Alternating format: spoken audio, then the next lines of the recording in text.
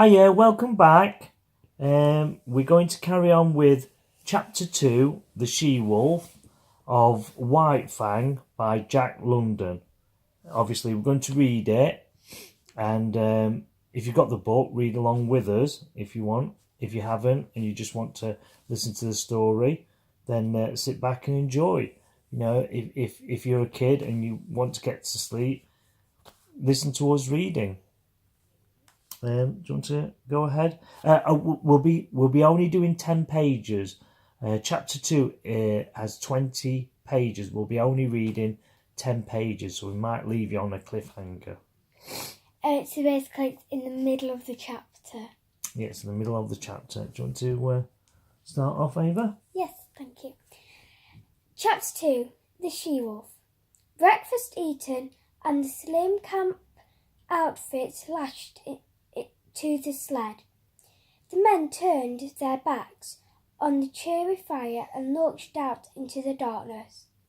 At once began to rise the cries that were fiercely sad cries, that called through the darkness and called to one another, and answered back. Conversation ceased. Daylight came at 9 o'clock. At midday, the sky to the south warmed to the rose colour, and marked where the bulge of the earth intervened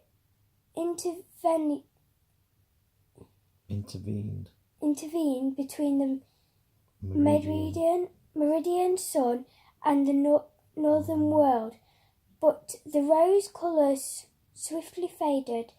The light grey of the day that remained lasted until 3 o'clock, when it too faded, and the pall of the Arctic night descended upon the lone and silent land.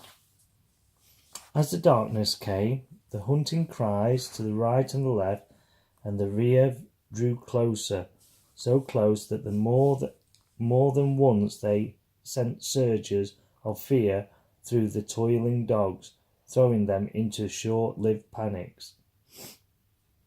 At the conclusion of one such panic, when he and Henry had got the dogs back in the traces, Bill said, "I wish they'd strike game somewheres and go away and leave us alone. They do get on the nerves, horrible." Henry sympathised. They spoke no more until camp was made. Henry was bending over and adding ice to the babbling pot of beans when he was startled by the sound of a blow and exclamation from Bill, and the sharp snarling cry of pain from among the dogs. He straightened up in time to see a dim form disappearing across the snow into the shelter of the dark. Then he saw Bill standing amidst the dogs, half triumphant, half crestfallen, in one hand a stout club, in the other tail and part of the body of a sun-cured salmon. "It got half of it," he announced, "but I got a whack at it, yes. The same. Did I hear it squeal?" "What did it look like?" Henry asked. "Couldn't say, but it had 4 legs, and a mouth and a hair, and it looked like any dog. Must be a tamed wolf, I reckon. It's damned tame, whatever it is, coming in here at feeding time and getting its whack of fish." That night, when supper was finished and they sat on the oblong box and pulled out their pipes, the circle of gleaming eyes drew in even closer than before. "I wish they'd spring up a bunch of moose or something and go away and leave us alone," Bill said. Henry grunted with an intonation that was not all sympathy. and for the quarter of an hour they sat in silence. Henry starting at the fire, staring at the fire, and Bill at the circle of eyes that burned in the darkness just beyond the firelight. I wish we were pulling into Muckgurry right now, he began again. Shut up, you wishing and you're croaking. Henry burst out angrily. Your stomach's sour, that's what's ailing you. Swallow a spoonful of soddy and you'll sweeten up wonderful and be more pleasant company. In the morning Henry was aroused by fervid blasphemy that proceeded from the mouth of Bill. Henry propped himself up on an elbow and looked to see his comrade standing among the dogs beside the replenished fire, his arms raised in arbitration, his face distorted with passion. Hello, Henry called. What's up now? Frog's gone, came the answer. No, I tell you, yes. Henry leaped out of the blankets to the dogs. He counted them with care, and then joined his partner in cursing the power of the wild that had robbed them of. Just turn it over. Oh, that's it. Another dog. Frog was the strongest dog of the bunch, Bill pronounced finally, and he was no fool dog neither, Henry added, and he was recorded the second epitaph in 2 days. A gloomy breakfast was eaten, and the 4 remaining dogs were harnessed to the sled. The day was a repetition of the days that had gone before. The men toiled without speech across the face of a frozen world. The silence was unbroken, save by the cries of their pursuers, that unseen hung upon their rear. With the coming of the night and the mid-afternoon, the cries sounded closer as the pursuers drew in according to their custom, and the dogs grew excited and frightened, and they were guilty of panics that tangled the traces and further depressed the 2 men. There, that'll fix you 4 critters, Bill said with satisfaction that night, standing erect at completion of his task. Henry left the cooking to come and see. Not only had his partner tied the dogs up, but he had tied them after the Indian fashion, with sticks about the neck of each dog. He had fastened a leather thong to this, and so close to the neck that the dog could not see his teeth to it. He had tied a stout stick 4 or 5 feet in length. The other end of the stick, in turn, was made fast to a stake in the ground by means of a leather thong. The dog was unable to gnaw, though the leather at his own end of the stick. The stick prevented him from getting at the leather that fastened the other end.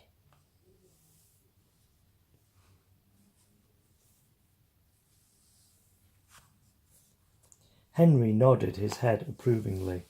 It's the only contraption that they'll ever hold one ear, he said.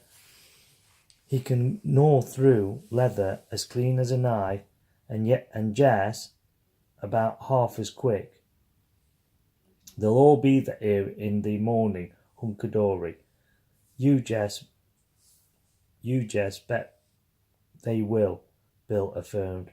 If one of them turns up missing, I'll go without my coffee. And yes, no, we ain't loaded to kill, Henry marked at the bedtime, indicating the gleaming circle that hemmed them in. If we could put a couple of shots into them, they'd be more respectful. They came closer every night. Get the firelight out of your eyes and look hard. There, did you see that one? For some time the two men amused themselves with watching the movement of vague forms on the edge of the firelight, by looking closely and steadily at where a pair of eyes burned into the darkness, and from the animal would slowly take shape. They could even see these forms moved at times. A sound among the dogs attracted the men's attention. One ear was uttering quick, eager whines, lunging at the length of his stick towards the darkness and desisting now and again, in order to make frantic attacks on the stick with his teeth. "Look at that, Bill," Henry whispered. Full into the firelight, with a stealthy sidelong movement, glided a dog-like animal. It moved with commingled mistrust and daring. Cautiously observing the men, its attention fixed on the dogs. One ear strained the full length of the stick towards the intruder, and whined with eagerness. That fool, one ear don't seem scared much," Bill said in a low tone. "It's a she-wolf," Henry whispered back, "and that counts for Fatty and Frog. She's the decoy for the pack. She draws out the dog, and then all the rest pitches in and eats 'em up." The fire crackled. A log fell apart with a loud spluttering noise. At the sound of it, the strange animal leaped back into the darkness. Henry, I'm a-thinking," Bill announced. "Thinking what?"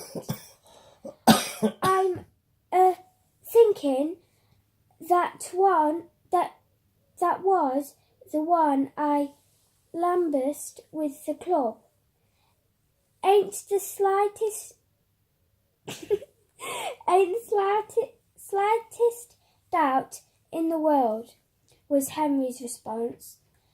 "And right here I want to remark," Bill went on, "that animal's familiarity with campfires is suspicious and immoral.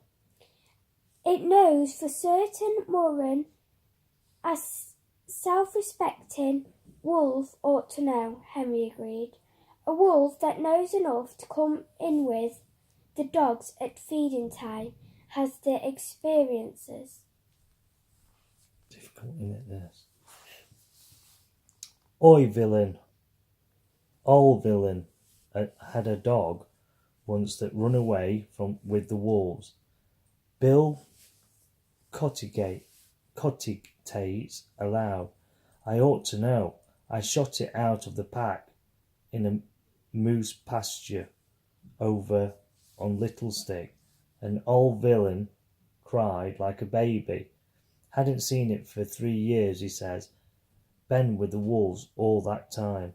I reckon you called the turn, Bill. That wolf's a dog, and it's eaten fish many's the time from the hand of a man.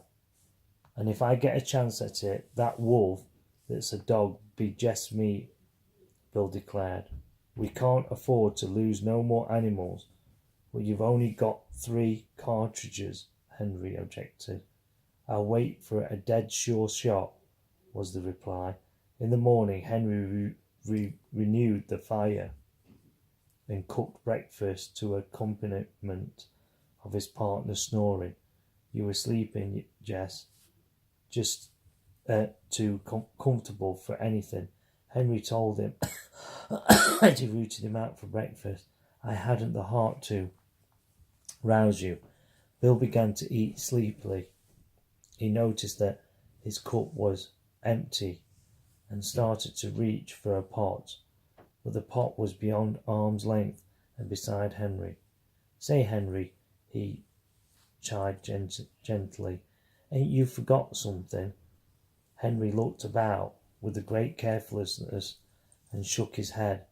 Bill held up the empty cup. You don't get no coffee, Henry announced. Ain't run out? Bill asked anxiously. Nope. Ain't thinking it'll hurt my digestion. Nope. A flush of angry blood prevailed Bill's face.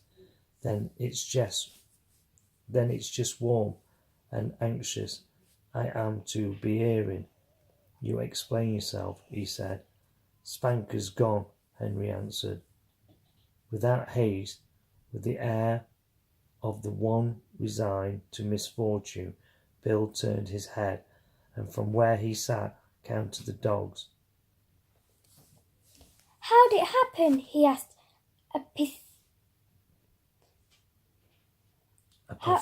apathetically. Henry shrugged his shoulders. Finish now. Don't know. Unless one ear gnawed, I'm loose. He couldn't have done it himself, that's sure. The darned cuss, Bill spoke gravely, and slowly, with no hint of the anger that was raging within. Yes, because he couldn't chew himself loose. To choose Spanker loose. The end of chapter 2, part 1. So part 2 will be tomorrow, unfortunately. I thought we were going to say the end of chapter 2, though. No. We're halfway through. We're halfway through chapter 2. I hope you enjoyed that, as we did. Did you enjoy it? Yeah. Yeah, I enjoyed it. If you haven't already, click the subscribe button, the red button. And a thumbs up button. And a thumbs up button. What else is there? Yeah, so just press any buttons on this and give us your support. Yeah. Yeah? Okay, until tomorrow. That's Ava. Oh, that is Gong. See you later.